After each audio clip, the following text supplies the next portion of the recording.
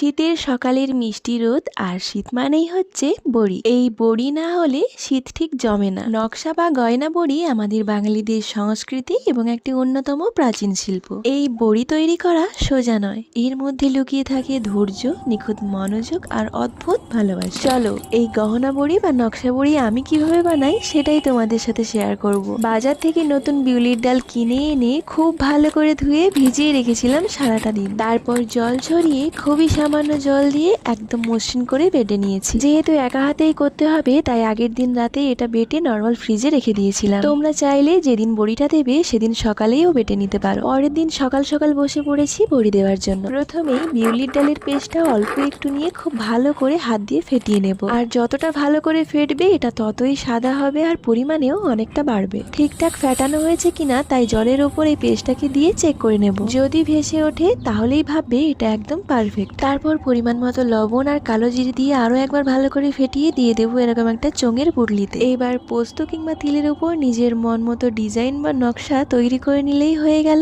নকশা আঁকার এই যে দৃশ্য, এটা কেবল আমাদের পূর্ব মেদিনীপুরের চেনা ছবি, এটা আমাদের ঐতিহ্য। এগুলো রোদে শুকিয়ে যখন মুচমুচে হবে তখন তার স্বাদ হবে অতুলনীয়। যান্ত্রিক যুগেও বেঁচে থাক আমাদের এই পূর্ব মেদিনীপুরের নিজস্ব অহংকার গহনা বড়ি। ভিডিওটা ভালো লাগলে পাশে থাকবেন। আজ তাহলে আসি, দেখা হচ্ছে নেক্সট ভিডিওতে। টাটা।